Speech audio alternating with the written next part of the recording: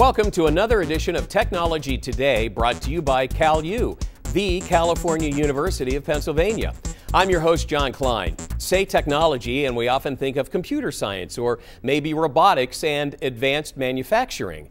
But a number of other fields have been redefined by changes in technology that affect everything from how students learn to what employers are looking for and for what consumers have come to expect. This evening, we'll feature three professors from California University who are experts in very different fields: geographic information systems and emergency management, music recording, and chemistry. Technology plays an important role in each of these areas. But first, let's start with a look at CalU and Acting CalU Provost Dr. Bruce Barnhart. Welcome to the show, Dr. Barnhart. Thank you very much, John. Technology is big in everything we do. How is technology big at CalU?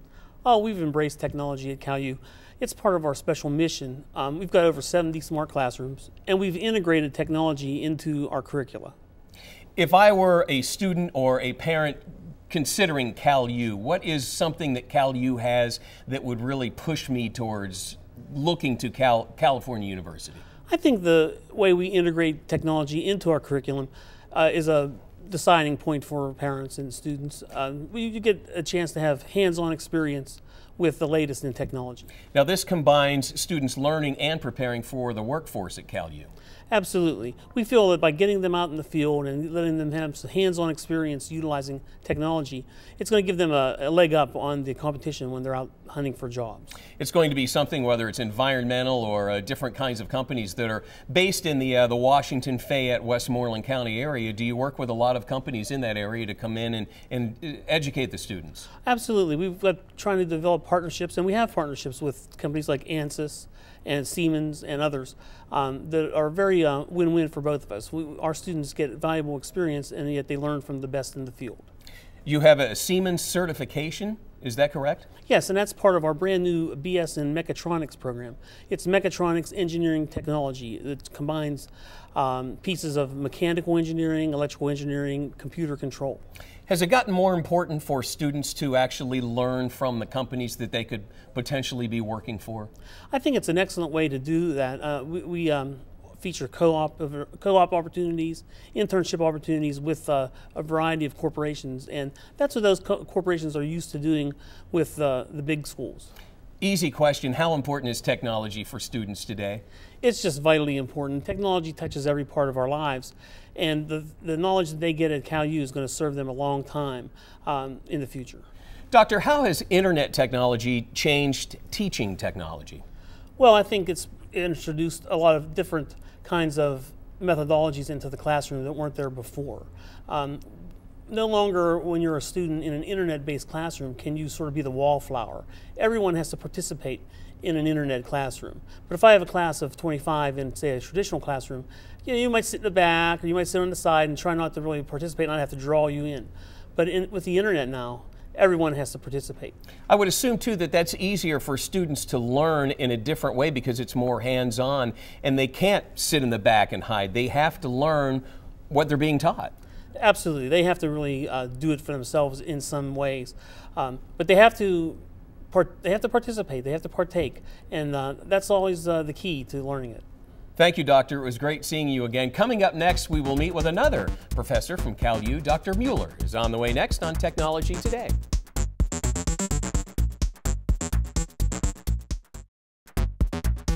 Welcome back to Technology Today, brought to you by CalU, the California University of Pennsylvania. With me now is Dr. Thomas Mueller, professor in the Department of Earth Sciences, California University of Pennsylvania, here today to discuss geographic information science. Welcome to the show. Thank you very much. Geographic information science, or GIS, is something, as we were talking before we got started, right. Once you explained it, it all made sense. Explain what it is. In the simplest terms, it's an electronic map tied to data and tools that allow you to do spatial analysis. Give me an example, something that, as you broke it down for me, how can I relate to this? If you use Realtor.com and you're looking for a house, you set the parameters on how much you can afford, the bedrooms, the baths, the location you want, all of that you're using a GIS. Is this something that the technology is changing rapidly? Is it tough to keep up? It makes it interesting, but it also keeps me out of trouble, as my wife likes to say. I remember the days of writing a whole bunch of code to get something that would happen in 2-3 hours. Now everything is instantaneous and you can do it on your tablet. Is this something that just about anybody can learn if you start working with a computer? Or are there basic skills that you would have to have? Well, one of the basic skills is obviously a passion for spatial analysis and understanding the world around us. But other than that, if you enjoy being at a computer and even being out in the field, because you got to compare those two environments, I think you'll enjoy GIS. Is this something that even 10 years ago maybe didn't exist? 15 years ago? It exists back in the 60s and 70s, actually. Canada was using GIS to map its natural resources. What has happened is, with computer power, it has made it more applicable to the public at large. I'm assuming, too, that even 5 years ago when we had a GPS in our car that we would plug into the cigarette lighter, now you can buy those dirt cheap because everybody has a GPS in their cell phone. Absolutely, and those applications, if you think about it, on your smartphone have allowed GIS to grow. I mean, you've seen apps where you take a picture of a tree and you are mapping that tree in the city, and all of that then builds that type of map for the public. So students at CalU can learn how to do this on campus? Absolutely, and one of the things we always try and do is we try and give the students real-world applications. Our students have completed crime mapping for Bethel Park. We are working actually right now with FEMA on a survey of spatial data of the Commonwealth of Pennsylvania. I would assume this is something that is going to continue to grow and get bigger as every day, every week goes by. Absolutely. In the past 2 years, we've gone from, okay, just using a window to now using a tablet and being part of the data process ourselves. What is the employment prospect for somebody in this field? I would assume the sky's the limit. GIS is right now, according to the Department of Labor, the third fastest job creation industry in the country, behind biomedical technology, excuse me, and nanotechnology. Is this something where a lot of potential students might not know this exists, and once it's been explained to them, they get excited about it, and it's like, I would love to be able to do something like that. Absolutely, and that's why I try to get it in my introduction to geography class, get students working with it, and as soon as students get the feel for it, they really enjoy it and go far. I would think it would be something too where once you use Google Maps the first time and you're thinking, I could do something like that. It's so simple. How fun would that be? It is a lot of fun. I enjoy it immensely, and so do my students. Do you work with companies who use GIS? Actually, we do, especially in this area with Marcellus Shale. We've actually worked with Range Resources, and they have allowed us to understand the spatial questions they're asking as they go through the drilling process so that I can teach that in my classroom. How does CalU prepare students to get out and work in this field? Is it hands-on? It's really hands-on, and one of the things that I always try and do, if you're in a 300 or 400 level class of mine, you're going to do a real-world project. So that means mapping and getting out there in the field and doing classroom and a little bit of everything. Absolutely. And then you have to submit a report that not only goes to me, but goes to some institution. It may be a government institution, it may be a private institution. What's next? Do we know? We don't know, and that's the fun part, but I think the real issue will be the imagery. I think we're getting a lot of that right now as far as privacy issues on how much imagery is accessible to the public. Is it something as simple as I could take a picture of you and it will show me who you are? Or I can take a picture of a 1965 Corvette and it'll show me exactly what it is and where it is. They're going that direction, and remember, if you have location services on, they know exactly where that car is too. This is big. It sounds like this is the future. Absolutely, and I love it. What kind of students are involved in this? A little bit of it, is it male, female? Male, female. We've had a lot of diversity. Students just jump in and they really enjoy just getting into not only dealing with the computer, but like I said, also getting out into outside. So it's not just by the cubicle. And what kind of fields do they end up getting into once they get their degree at CalU? We have students who work in the Marcellus Shale industry. We actually have one student at the National Geointelligence Agency, a federal government institution that spreads that spatial data to the federal agencies. Is this something that is just big in the United States, or is this worldwide? This is worldwide, and it's getting larger, especially as you just said with smartphones being used throughout the developed and developing world. I would assume the United States is leading the world in technology.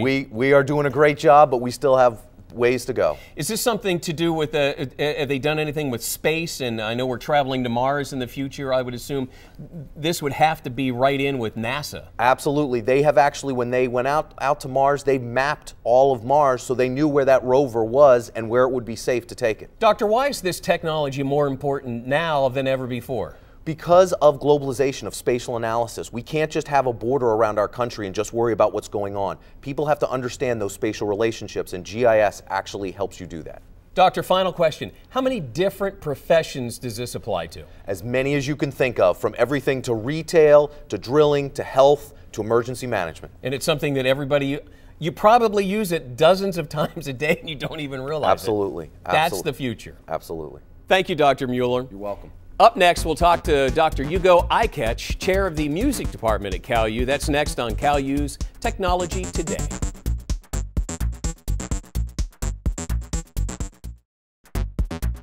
Welcome back to Technology Today. Joining us now is Dr. Hugo Ikech, chair of the music department at California University of Pennsylvania, and he's here this evening to discuss commercial music technology and the recorded music industry. Welcome back to the show, Dr. Ikech. Let's start. We all listened to recorded music at one time, whether we started out on vinyl and today it's MP3s and CDs are even a thing of the past. What's the technology behind those recordings? Well, you mentioned vinyls. We can take some of those vinyls and take all the tick sounds out if you want digitally. What was done on a $50,000 soundboard 20 years ago is now a laptop computer with a couple good microphones. So things have changed significantly. So those big rooms that we've all seen where there are guys sitting behind control boards listening to bands in another room now can be done on a laptop and a couple of microphones. Well, we still have those, but certainly, yes, you can do exactly that. You could be in your parents' basement and have a pretty nice studio with a laptop and, like I said, with some sound isolation and good microphones. I'm guessing that technology has changed so much that the recording industry, is it bigger in the United States now or smaller?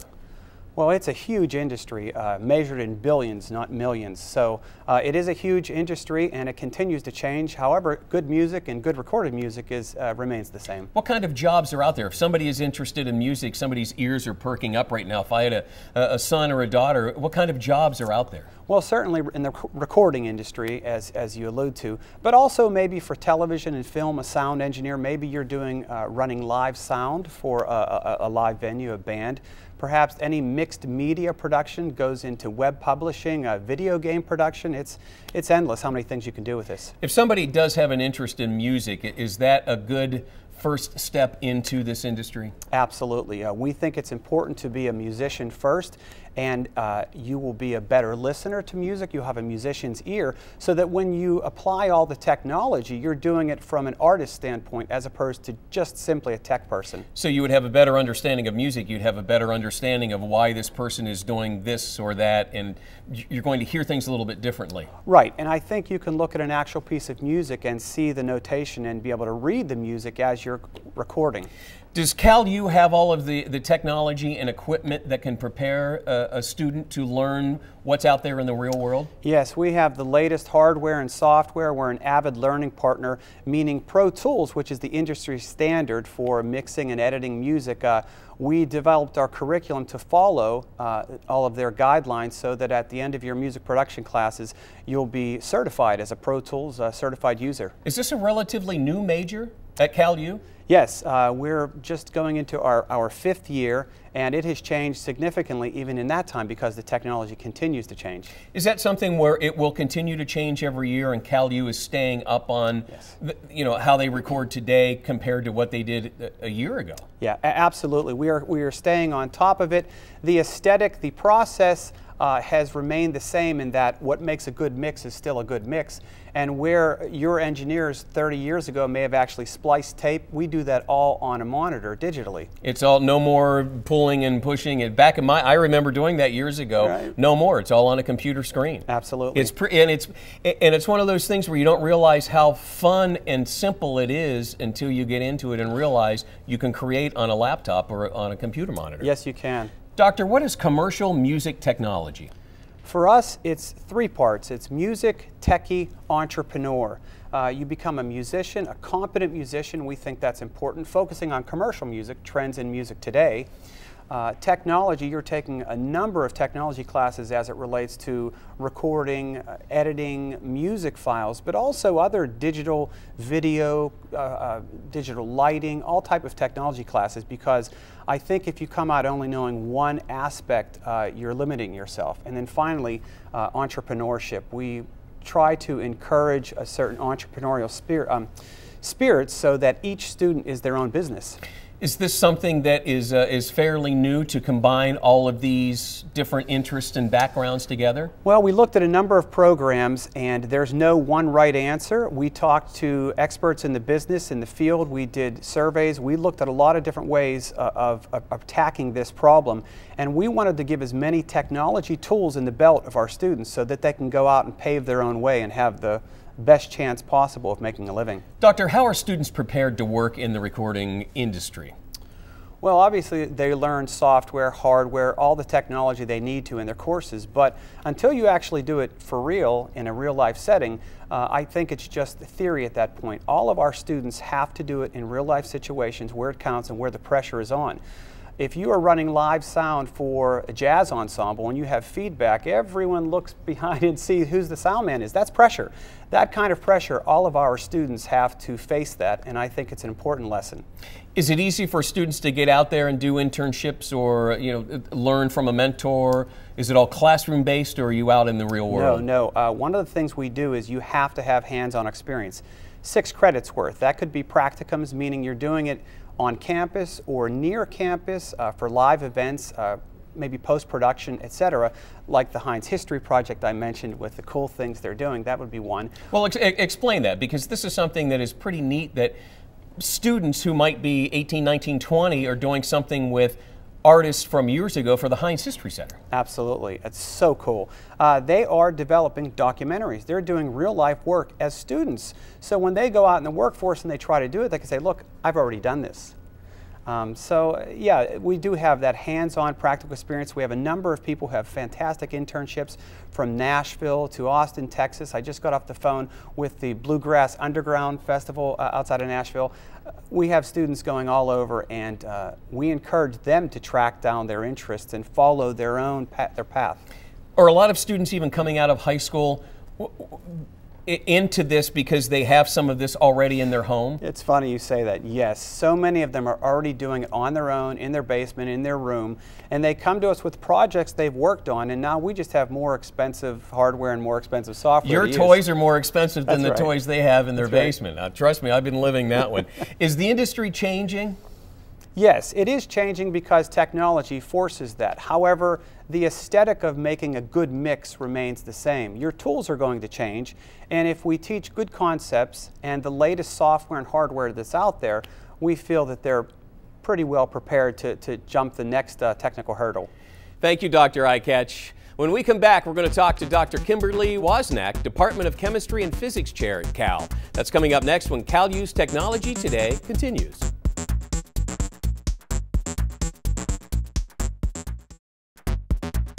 Welcome back to Technology Today. Joining us now is Dr. Kimberly Wozniak. She's chair of the Department of Chemistry and Physics at California University of Pennsylvania.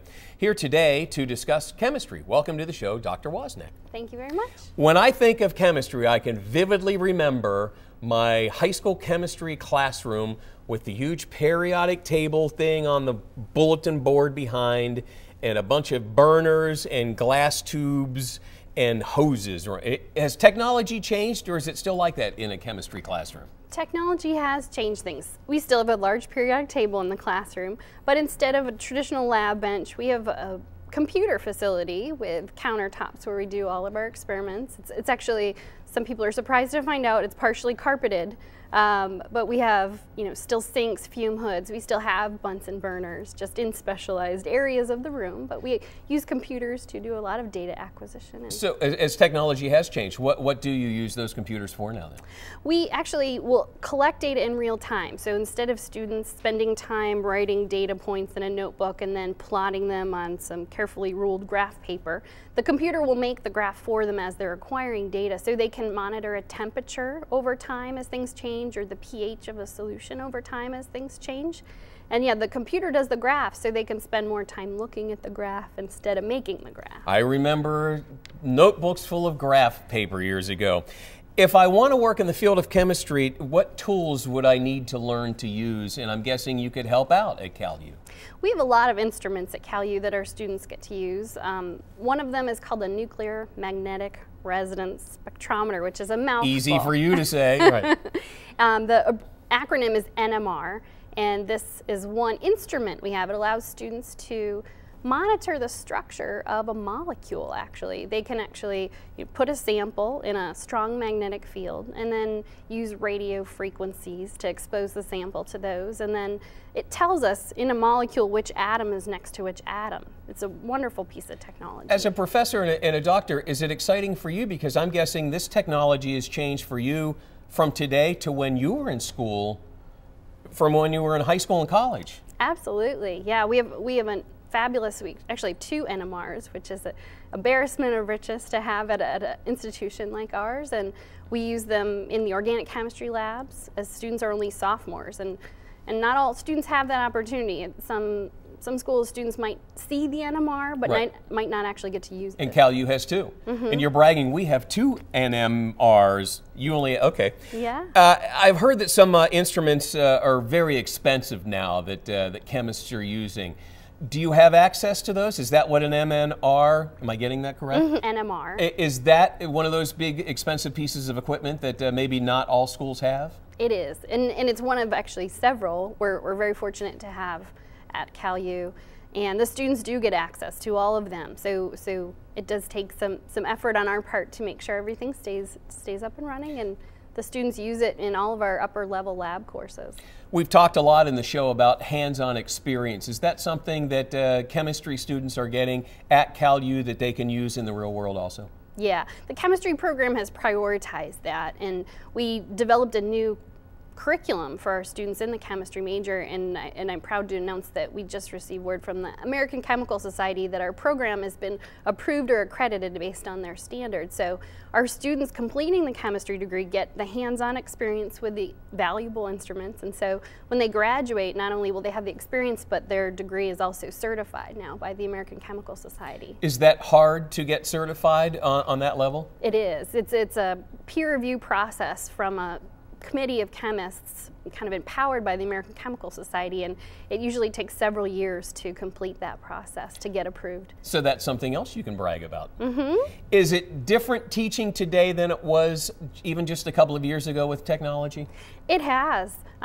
We have switched kind of from more traditional lecture style where the bulk of class is spent with the faculty member purely kind of lecturing and the students just receiving, to a much more interactive, what we call active learning approach to teaching and learning. So the students work in small teams and then they solve problems together, and they get to kind of practice applying or implementing what they've learned about from our briefer lectures and what they've learned in the textbook, as well as online homework. So they've been able to kind of synthesize what they've learned.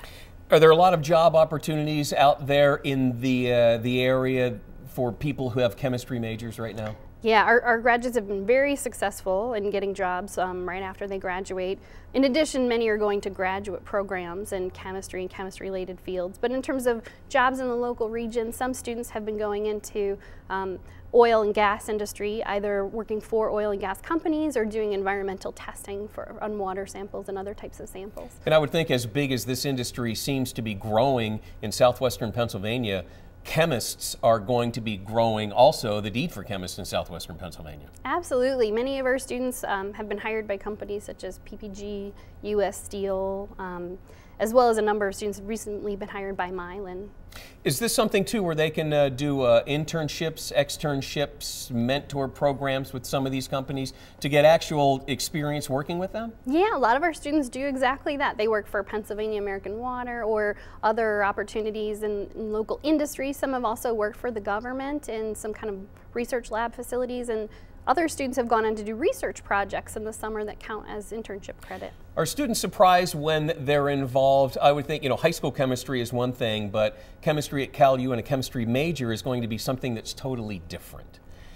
Are students surprised when they realize what you can do and what you can do with chemistry? They are, and I have to say that's one reason I enjoy teaching so much, is when I see that excitement on their face. When they realize, just this morning I had a student starting a new project and she didn't realize she could do the project all by herself with my mentorship.